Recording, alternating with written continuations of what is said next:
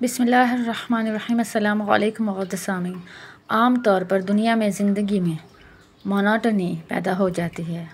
انسان ایک جیسا کام کر کے تنگ آ جاتا ہے، ڈل ہو جاتا ہے۔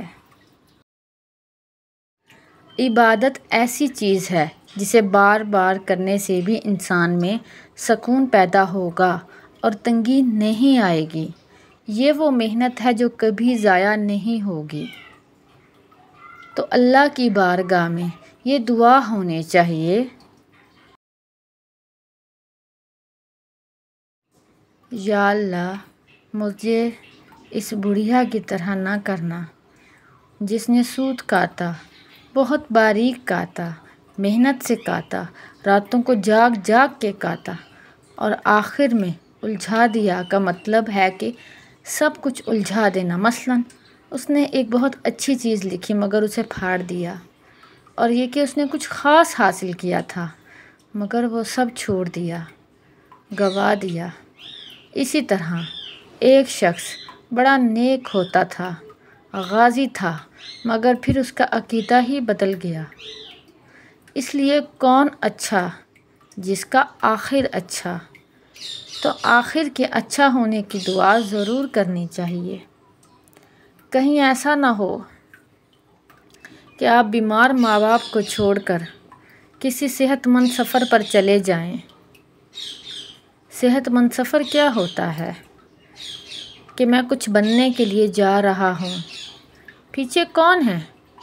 یہ کمزور ماں باپ ہیں، اور اگر کوئی ایک آدھ آگے پیچھے ہو گیا تو آپ کی صحت ویسے ہی خراب ہو جائے گی۔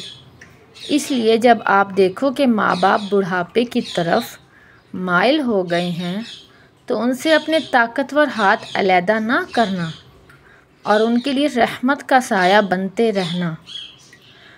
اب بات سمجھ جانا، پھر یہ نہ ہو کہ ہر چیز حاصل ہو جائے لیکن یہ حسرت رہ جائے کہ ان کی خدمت نہیں کی، پھر اس کا کوئی علاج نہ ہوگا۔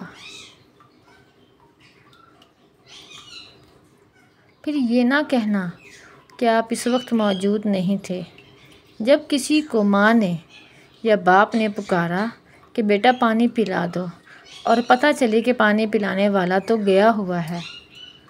تو اس ون ڈے سے، اس روز سے پہلے ذرا بچ کے رہو اور دھیان کرو تاکہ محنتیں الجھ نہ جائیں۔ آپ میری بات سمجھ رہے ہیں نا؟ بس یہی راز ہے کہ دانا بیٹا بے وقوف ماں باپ کا کہنا مان کر اللہ کے فضل کو حاصل کر لے، اور اپنے آپ کو کبھی کسی لمبے سفر پر مت ڈالو۔